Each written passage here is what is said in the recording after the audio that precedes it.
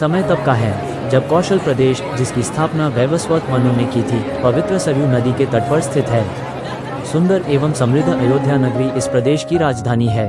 वैवस्वत मनु के वंश में अनेक शूरवीर, पराक्रमी, प्रतिभाशाली तथा यशस्वी राजा हुए, जिनमें से राजा दशरथ भी एक थे। राजा दशरथ वेदों के मर्मज्ञ, धर्मप्राण, दयालु, रणकुशल और प्रजापालक थे। उनके राज्य में प्रजा कष्ट रहित, सत्यनिष्ठ एवं ईश्वर भक्त थी। उनके राज्य में किसी का किसी के भी प्रति द्वेष भाव का सर्वथा अभाव था।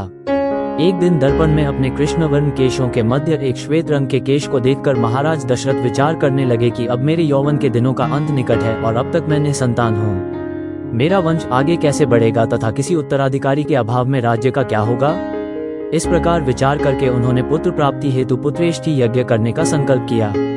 अपने कुलगुरु वशिष्ठ जी को बुलाकर उन्होंने अपना मंतव्य बताया तथा यज्ञ के लिए उचित विधान बताने की प्रार्थना की। उनके विचारों को उचित तथा युक्तियुक्त जानकर गुरु वशिष्ठ जी बोले, हे राजन, पुत्रेष्टि यज्ञ करने से अवश्य ही आपकी मनोकामना पूर्ण होगी, ऐसा मेरा विश्वास है। अतः आप शीघ्रातिशीघ्र अश्वमेध यज्ञ करने तथा इसके लिए एक सुंदर श्यामकर्ण अश्व छोड़ने की व्यवस्था करें। गुरु वशिष्ठ की मंत्रणा के अनुसार शीघ्र ही महाराज दशरथ ने सरयू नदी के उत्तरी तट पर सुसज्जित एवं अत्यंत मनोरम यज्ञशाला का निर्माण करवाया तथा मंत्रियों और सेवकों को सारी व्यवस्था करने की आज्ञा देकर महाराज दशरथ ने रनिवास में जाकर अपनी तीनों रानियों कौशल्या, कैकेयी और सुमित्रा को ये शुभ समाचार सुनाया। महाराज के वचनों को सुनकर सभी रानियां प्रसन्न हो गयीं। मंत्रीगणों तथा सेवकों ने महाराज की आज्ञानुसार श्यामकर्ण घोड़ा चतुरंगिनी सेना के साथ छुड़वा दिया।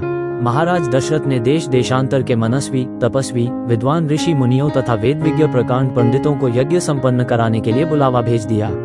निश्चित समय आने पर समस्त अभ्यागतों के साथ महाराज दशरथ अपने गुरु वशिष्ठ जी तथा अपने परम मित्र अंग देश के अधिपति लोभपात के जामाता रिंग ऋषि को लेकर यज्ञ मंडप में पधारे। इस प्रकार महान यज्ञ का विधिवत शुभारंभ किया गया। संपूर्ण वातावरण वेदों की ऋचाओं के उच्च स्वर में पाठ से गूंजने तथा समिधा की सुगंध से महकने लगा। समस्त पंडितों, ब्राह्मणों, ऋषियों आदि को यथोचित धन धान्य, गौ आदि भेंट करके सादर विदा करने के साथ यज्ञ की समाप्ति हुई। राजा दशरथ ने यज्ञ के प्रसाद चरा को अपने महल में ले जाकर अपनी तीनों रानियों में वितरित कर दिया। प्रसाद ग्रहण करने के परिणामस्वरूप परमपिता परमात्मा की कृपा से तीनों रानियों ने गर्भ धारण किया। जब चैत्र मास के शुक्ल पक्ष की नवमी तिथि को पुनर्वसु नक्षत्र में सूर्य, मंगल, शनि, बृहस्पति तथा शुक्र अपने अपने उच्च स्थानों में विराजमान थे, कर्क लग्न का उदय होते ही महाराज दशरथ की बड़ी रानी कौशल्या के गर्भ से एक शिशु का जन्म हुआ, जो कि श्यामवर्ण, अत्यंत तेजोमय, परम कांतिवान तथा अद्भुत सौंदर्यशाली था। उस शिशु को देखने वाले ठगे से रह जाते थे। इसके पश्चात शुभ नक्षत्रों और शुभ घड़ी में महारानी कैकेयी के एक तथा तीसरी रानी सुमित्रा के 2 तेजस्वी पुत्रों का जन्म हुआ। संपूर्ण राज्य में आनंद मनाया जाने लगा।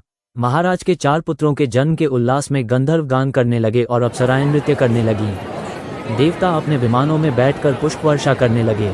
महाराज ने उन्मुक्त हस्त से राजद्वार पर आए हुए भाट, चारण तथा आशीर्वाद देने वाले ब्राह्मणों और याचकों को दान दक्षिणा दी। पुरस्कार में प्रजाजनों को धन धान्य तथा दरबारियों को रत्न, आभूषण तथा उपाधियां प्रदान किया गया। चारों पुत्रों का नामकरण संस्कार महर्षि वशिष्ठ के द्वारा कराया गया तथा उनके नाम रामचंद्र, भरत, लक्ष्मण और शत्रुघ्न रखे गए। आयु बढ़ने के साथ ही साथ रामचंद्र गुणों में भी अपने भाइयों से आगे बढ़ने तथा प्रजा में अत्यंत लोकप्रिय होने लगे। उनमें अत्यंत विलक्षण प्रतिभा थी, जिसके परिणामस्वरूप अल्पकाल में ही वे समस्त विषयों में पारंगत हो गए। उन्हें सभी प्रकार के अस्त्र शस्त्रों को चलाने तथा हाथी, घोड़े एवं सभी प्रकार के वाहनों की सवारी में उन्हें असाधारण निपुणता प्राप्त हो गई। वे निरंतर माता पिता और गुरुजनों की सेवा में लगे रहते थे। उनका अनुसरण शेष 3 भाई भी करते थे। गुरुजनों के प्रति जितनी श्रद्धा भक्ति इन चारों भाइयों में थी, उतना ही उनमें परस्पर प्रेम और सौहार्द भी था। महाराज दशरथ का हृदय अपने चारों पुत्रों को देखकर गर्व और आनंद से भर उठता था।